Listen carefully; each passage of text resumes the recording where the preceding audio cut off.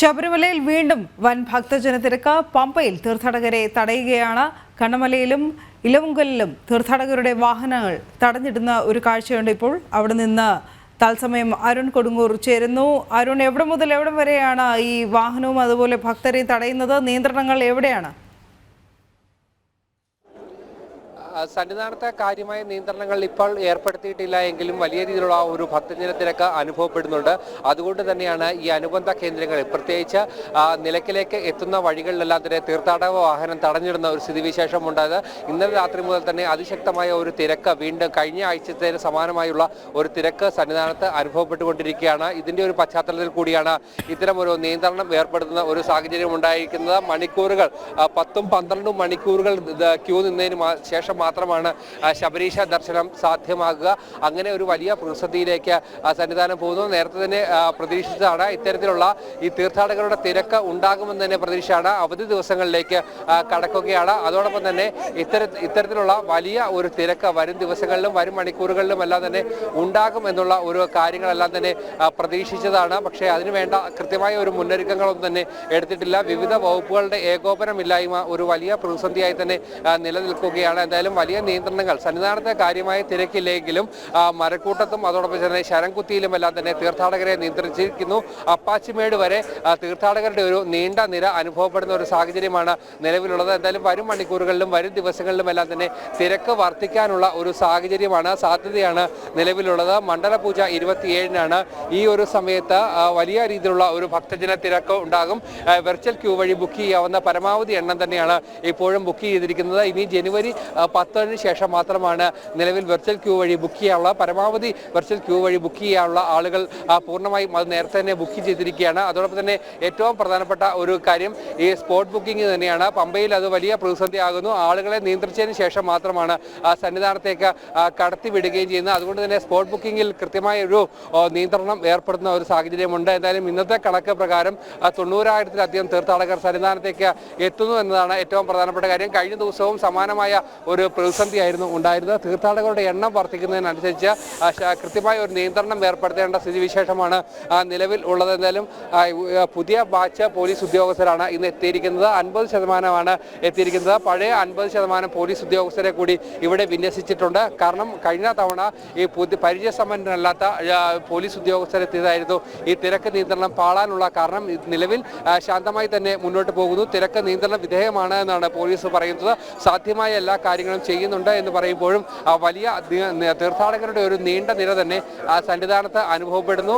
അതോടൊപ്പം തന്നെ ഈ മറ്റ് അനുബന്ധ കേന്ദ്രങ്ങളിലും പമ്പയിലടക്കം തീർത്ഥാടകരെ കർശനമായി നിയന്ത്രിച്ചതിന് ശേഷം മാത്രമാണ് സന്നിധാനത്തേക്ക് കടത്തി വിടുന്നത്. അതോടൊപ്പം തന്നെ ഈ പാർക്കിങ്ങിന്റെ ഒരു സൗകര്യക്കുറവ് നിലയ്ക്കൽ വലിയ പ്രതിസന്ധി ആയിരിക്കുന്നു. കഴിഞ്ഞ ദിവസങ്ങളിലെല്ലാം തന്നെ സമാനമായ ഒരു പ്രശ്നങ്ങളെല്ലാം തന്നെ അവിടെ നിന്നിരുന്നു. ആ ഒരു പ്രശ്നങ്ങൾക്ക് പരിഹാരം കാണാൻ ഇതുവരെയും കഴിഞ്ഞിട്ടില്ല. തിരക്ക് വാഹന പാർക്കിങ്ങിന് അത് ഒരു വലിയ വിലങ്ങുതടിയായി തന്നെ നിൽക്കുന്ന ഒരു സാഹചര്യമാണ് ഉണ്ടായിരിക്കുന്നത്. എന്തായാലും വരും ദിവസങ്ങളിലും കൃത്യമായ ഇടപെടൽ ഉണ്ടായില്ലെങ്കിൽ സമാനമായുള്ള ഒരു തിരക്ക് നിയന്ത്രണങ്ങളെല്ലാം തന്നെ ഏർപ്പെടുത്തേണ്ടി വരും. അരുൺ, ഈ നിയന്ത്രണം ഈ കടുപ്പിക്കാനുള്ള തീരുമാനം വല്ലതുമുണ്ടോ? കാരണം ഈ വരും ദിവസങ്ങളിലും ഈ ഭക്തരുടെ എണ്ണത്തിൽ വർധനവ് പ്രതീക്ഷിക്കുന്നുണ്ട്.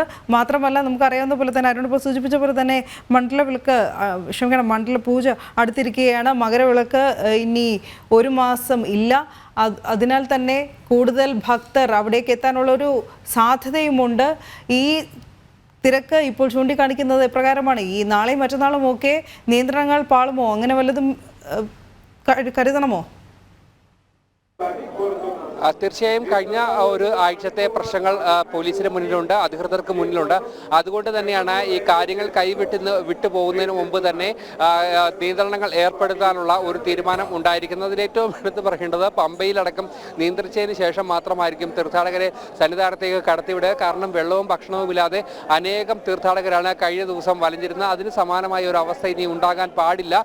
അതിനുവേണ്ട ക്രമീകരണങ്ങളെല്ലാം തന്നെ ഒരുക്കിയിട്ടുണ്ട് എന്ന് പറയുമ്പോഴും അതൊക്കെ നാമമാത്രമാണ്. അതുകൊണ്ട് തന്നെയാണ് ഇത്തരത്തിൽ താഴെ തന്നെ പമ്പയിൽ തന്നെ നിലയ്ക്കൽ തന്നെ ഇലവുങ്കൽ തന്നെ തീർത്ഥാടകരെ തടയുന്നതിനുള്ള ഒരു തീരുമാനങ്ങളെല്ലാം തന്നെ എടുത്തിരിക്കുന്നത്. എന്തായാലും തീർത്ഥാടകരെ നിയന്ത്രിച്ചതിന് ശേഷം മാത്രമായിരിക്കും ഇനി സന്നിധാനത്തേക്ക് കടത്തിവിടുക. സന്നിധാനത്ത് കാര്യമായ തിരക്ക് അനുഭവപ്പെടുന്നില്ല എങ്കിൽ പോലും മറ്റ് ഇടങ്ങളിൽ കിലോമീറ്ററുകൾ നീണ്ട ഒരു ക്യൂ ഉണ്ടാകുന്നു. അതോടൊപ്പം തന്നെ അപ്പാച്ചി മേട് വരെ ഇപ്പോൾ തീർത്ഥാടകരുടെ ഒരു തിരക്ക് അനുഭവപ്പെടുന്ന ഒരു സാഹചര്യമാണ് നിലവിൽ ഉള്ളത്. എന്തായാലും നിയന്ത്രിച്ചതിന് ശേഷം മാത്രമായിരിക്കും തീർത്ഥാടകരെ മുന്നോട്ട് പോകുക. എന്തായാലും വൈകുന്നേരങ്ങളിൽ ഏറ്റവും വലിയ പ്രതിസന്ധി ഉണ്ടാകുക എന്നത് ഈ എത്തുന്ന തീർത്ഥാടകരെല്ലാം തന്നെ നാളെ രാവിലെ നെയ്യഭിഷേകം ചെയ്തതിന് ശേഷം മാത്രമായിരിക്കും സന്നിധാനത്തു നിന്നും ഇറങ്ങുക. അതുകൊണ്ട് തന്നെ വലിയ ഒരു തിരക്ക് തീർത്ഥാടകരുടെ ഒരു വലിയ തിരക്ക് ഉണ്ടാകാനുള്ള ഒരു സാധ്യത മുന്നിൽ കണ്ടുകൊണ്ട് തന്നെയാണ് ഇത്തരത്തിലുള്ള ഒരു നിയന്ത്രണം ഏർപ്പെടുന്ന ഒരു സ്ഥിതിവിശേഷമെല്ലാം തന്നെ നിലവിൽ ഉള്ളത്. എന്തായാലും വലിയ ഒരു തിരക്ക് സന്നിധാനത്ത് ഇല്ല എങ്കിലും അനുബന്ധ കേന്ദ്രങ്ങളിൽ വലിയ ഒരു തിരക്ക് അനുഭവപ്പെട്ടുകൊണ്ടിരിക്കുകയാണ്.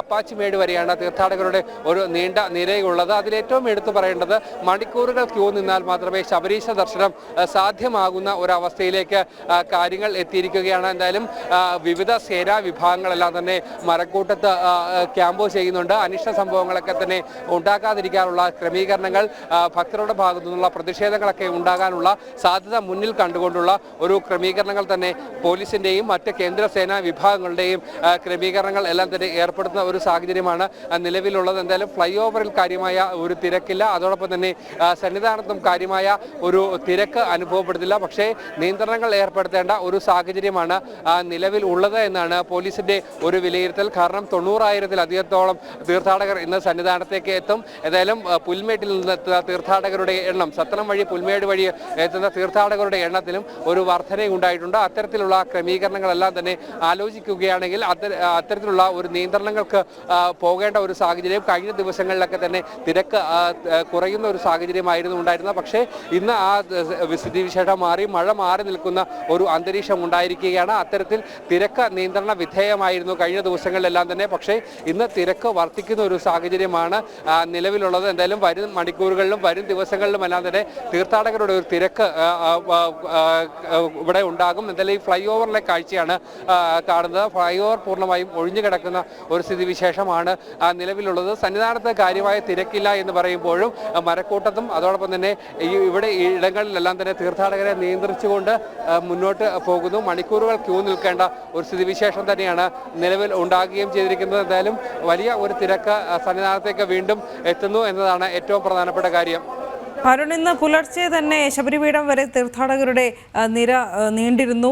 ഇപ്പോൾ അരുൺ ചൂണ്ടിക്കാട്ടിയിരുന്നു അപ്പാച്ചിമേട് വരെ നിലവിൽ ഈ ക്യൂ ഉണ്ട്, തിരക്കുണ്ട് എന്നത്. സന്നിധാനത്ത് അനുഭവപ്പെടുന്നില്ല എങ്കിൽ കൂടിയും സന്നിധാനത്തേക്ക് കടത്തിവിടുന്ന ഭക്തരുടെ എണ്ണത്തിൽ ഇപ്പോൾ ചെറിയൊരു കുറവുണ്ട്. കാരണം നിയന്ത്രിച്ചാണ് കടത്തിവിടുന്നത്. അതുകൊണ്ട് തന്നെ അതിൻ്റെ സന്നിധാനത്തേക്ക് എത്തുമ്പോൾ തിരക്ക് വലുതായിട്ട് അനുഭവപ്പെടുന്നില്ല. പക്ഷേ താഴേക്ക് തിരക്ക് ഉണ്ട് താനും.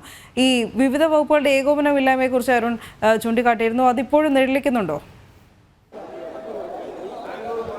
വിവിധ വകുപ്പുകൾ തമ്മിലുള്ള ഏകോപനം തന്നെ ഇവിടെ പ്രതിസന്ധിയായി നിൽക്കുകയാണ്. പോലീസ് ഒരു തട്ടിൽ, ദേവസ്വം ബോർഡ് മറ്റൊരു തട്ടിൽ. അത് തുടക്കം മുതൽ തന്നെ, തീർത്ഥാടന കാലത്തിൻ്റെ തുടക്കം മുതൽ തന്നെ അതൊരു വലിയ വിലങ്ങുതടിയായി തന്നെ ഇവിടെ നിൽക്കുകയാണ്. കാരണം അത്തരത്തിലുള്ള ഏകോപിച്ചുള്ള പ്രവർത്തനം അത് ദേവസ്വം ബോർഡും പോലീസും മാത്രമല്ല, മറ്റ് വിവിധ വകുപ്പുകൾ തമ്മിലുള്ള ഏകോപനവും കൃത്യമായ രീതിയിൽ തന്നെ മുന്നോട്ട് കൊണ്ടുപോകാൻ കഴിഞ്ഞിട്ടില്ല. കഴിഞ്ഞ ദിവസം തന്നെ ദേവസ്വം ബോർഡ് പ്രസിഡന്റ് അടക്കം ഈ സന്നിധാനത്തേക്ക് ക്യാമ്പ് ചെയ്തുകൊണ്ടുള്ള ഈ പ്രവർത്തനങ്ങളെല്ലാം തന്നെ വിലയിരുത്തുന്ന ഒരു സാഹചര്യങ്ങളുണ്ടായിരുന്നു. ആ സമയങ്ങളിലൊക്കെ ഒരു പരിധിവരെ ഈ പ്രശ്നങ്ങൾക്ക് പരിഹാരം കണ്ടിരുന്നുവെങ്കിലും മുതിർന്ന പോലീസ് ഉദ്യോഗസ്ഥരൊക്കെ സന്നിധാനത്ത് ക്യാമ്പ് ചെയ്തിരുന്നെങ്കിൽ പോലും ഇത്തരത്തിലുള്ള ഈ ഏകോപനത്തിലുണ്ടാകുന്ന ഒരു കുറവ് ഇപ്പോഴും പ്രകടമായി തന്നെ നിൽക്കുന്നു. അതോടൊപ്പം തന്നെ ഈ അടിസ്ഥാന സൗകര്യ വികസനമാണ്. ശബരിമലയിൽ ഉൾക്കൊള്ളാവുന്നതിലധികം ഭക്തർ ഇവിടേക്ക് എത്തുന്ന ഒരു സാഹചര്യം. അടിസ്ഥാന സൗകര്യങ്ങൾ ഒരുക്കുന്നതിൽ ഈ നേരത്തെ മുൻകൂട്ടി ഒരുക്കേണ്ട ഒരു സംവിധാനങ്ങളും ഇവിടെ ഒരുക്കിയിട്ടില്ല എന്നതാണ് ഏറ്റവും വിഷമകരമായ കാര്യം. ഓരോ മണ്ഡലകാലം തുടങ്ങുമ്പോഴും ഇത്തരത്തിലുള്ള നിരവധി കാഴ്ചകൾ, നിരവധി വാർത്തകൾ തന്നെ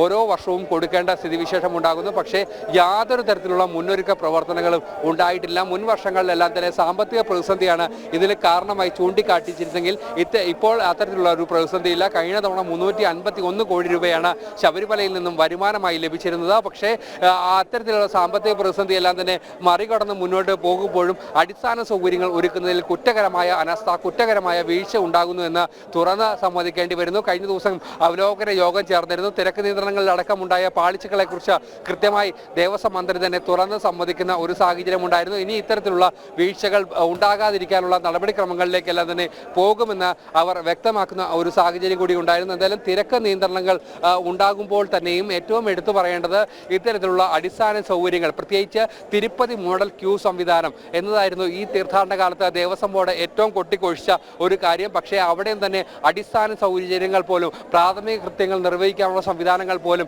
കൃത്യമായി വെള്ളവും ഭക്ഷണം ലഭിക്കാത്ത ഒരു സാഹചര്യം, അങ്ങനെ വലിയ രീതിയിലുള്ള പ്രതിസന്ധികൾ ആദ്യ സമയത്ത് തന്നെ ഉണ്ടായിരുന്നു. പക്ഷേ ഈ ഒരു വീഴ്ചയിൽ നിന്നും തന്നെ പാഠം പഠിക്കാതെ മുന്നോട്ട് പോകുന്ന ഒരു സ്ഥിതിവിശേഷമാണ്. ഇനി ഏതാനും മിനിറ്റുകൾ മാത്രമാണ്, 10:30 ഇനി ഏതാനും മിനിറ്റുകൾ മാത്രമാണ് ഹരിവരാസനത്തിന് ഉള്ളത്. 10:50 തന്നെ ഹരിവരാസനം പാടി നടയടയ്ക്കും. നിലവിൽ ഈ തിരക്ക് വർദ്ധിക്കുന്നതിനനുസരിച്ച് ദർശന സമയം 1 മണിക്കൂർ കൂടി വാരാന്ത്യം അടുക്കുകയാണ്. തീർച്ചയായിട്ടും ഇനിയും തിരക്ക് വർദ്ധിക്കാനുള്ളൊരു സാധ്യത കൂടി കാണുന്നുണ്ട്. വിവിധ വകുപ്പുകളുടെ ഏകോപനം ഇനിയെങ്കിലും ശരിയായ ദിശയിൽ ചെയ്തെങ്കിൽ മാത്രമേ ശബരിമലയിൽ ദർശനം അയ്യപ്പന്മാർക്ക് സുഗമമാവുകയുള്ളൂ.